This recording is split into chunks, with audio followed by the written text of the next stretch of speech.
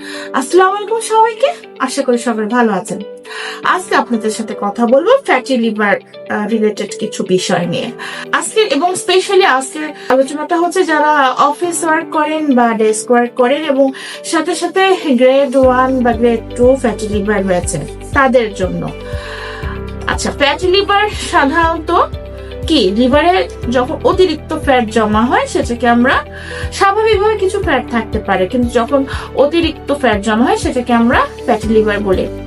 এটা গ্রেড 1 যদি কারো থাকে সেক্ষেত্রে কিন্তু 1 এবং 2তেই কিন্তু যদি আপনি আপনার ডায়েটারি হ্যাবিটটা মেনটেন করতে পারেন তাহলে কিন্তু সেটা ফাইব্রোসিসের পর্যায়ে যাবে না বা সিরোসিসের দিকে যাবে না। হ্যাঁ, তার আগে কিন্তু আপনি ইজিলি কন্ট্রোল করতে পারেন। এবং যারা অফিস ওয়ার্ক করেন বা ডেস্ক ওয়ার্ক করেন, দীর্ঘ সময় ধরে যারা অফিসে বসে থাকেন তাদের মিল প্ল্যানটা কিরকম হবে। প্রথমত আপনাকে আমি অ্যাডভাইস করবো সকালের আপনার মিলটা যেন একটা healthy, low carb and healthy meal হয়, যেন এখানে এনাফ নিউট্রিয়েন্ট থাকে। হ্যাঁ, আপনি একটা রুটি খেতে পারেন বা দুটো রুটি খেতে পারেন মাঝারি সাইজ, এবং ভেজিটেবলস থাকতে হবে এবং অবশ্যই হাই ফাইবার ভেজিটেবল, এবং আলুটা বাদ দিতে পারলে better.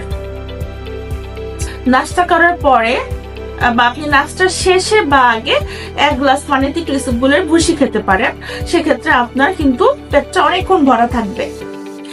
R before lunch and after breakfast যে আমাদের মিড মর্নিং একটা স্ন্যাক্স থাকে, সাধারণত যারা অফিস ওয়ার্ক করে তাদের একটা টেন্ডেন্সি থাকে হয় একটা সমুচা খাওয়া, না একটা সিঙ্গারা খাওয়া, না বাইরে থেকে একটা ভাজা পোড়া কিছু একটা এনে খাওয়ার। এই হ্যাবিটটা টোটালি বাদ দিবেন, কারণ বাইরে যে ভাজা তেলটা থাকে সেটাতে কিন্তু প্রচুর পরিমাণে ট্রান্স ফ্যাট থাকে। This is very unhealthy and very bad for your liver, mind it. তা আমরা চেষ্টা করব এই আনহেলদি খাবারগুলা টোটালি অ্যাভয়েড করতে। যদি আপনার ক্ষুধা লেগেই থাকে একদম, আপনি সিম্পল আপনি একটা শসা খেতে পারেন, একটু গাজর খেতে পারেন, বা একটু টক দই মিক্স করে একটু টক দই খেতে পারেন, অসুবিধা নেই। টক দইয়ের সাথে আপনি একটু ওটস বা একটু চিয়া সিড মিক্স করে খেতে পারেন, কিন্তু কোনো আপনার আনহেলদি তেল দিয়ে ভাজা কোনো খাবার আপনি অ্যালাউ করবেন না। আচ্ছা, দেন হচ্ছে লাঞ্চটাও সেম। লাঞ্চে যদি আপনি ভাত খেতে চান ভাত খেতে পারেন, ভাতের বদলে মাঝে মাঝে চাইলে রুটিও খেতে পারেন, ইটস ইউর চয়েস। সেম এখানে আপনার ভেজিটেবলস থাকতে হবে, আর ডাল আপনি রাখতে পারেন সামান্য পরিমাণে, অসুবিধা নেই। কিন্তু সেম আপনি মর্নিং এ যে ভেজিটেবলসটা খাবেন এখানে অবশ্যই আপনার ফাইবার রিচ ভেজিটেবলস হতে হবে এবং সাথে সালাদ রাখতে হবে। তারপর আপনি চেষ্টা করবেন একটা, যদি আপনি লাঞ্চের 2 থেকে 3টার ভিতরে করবেন, একটা লং গ্যাপ দেওয়ার, কমপক্ষে 5 থেকে 6 ঘন্টার একটা গ্যাপ দেওয়া। এবং তার আগে যদি পারেন একটু হাঁটাহাঁটিও করতে পারেন আপনি, যদি সময় হয়, যেহেতু আপনি লং টাইম অফিস করেন, 10 to 15 মিনিটস একটা ব্রিস্ক ওয়াকিং আপনারা করতে পারেন মাঝখানে।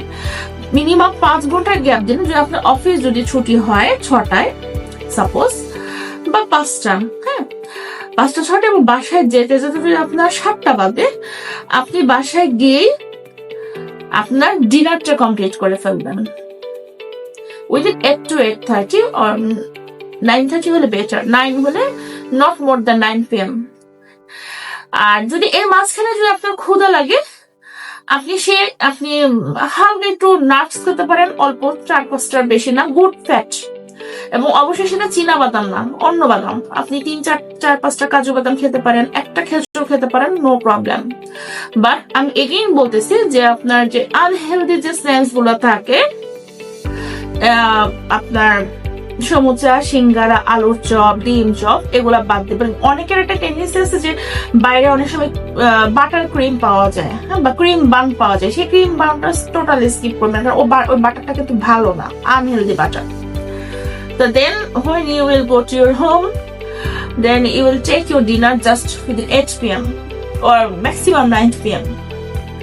Then after completing dinner, you try to walk for 15 minutes. আপনি 15 minutes হাঁটবেন, হাঁটলে আপনার ঘুমটা ভালো হবে।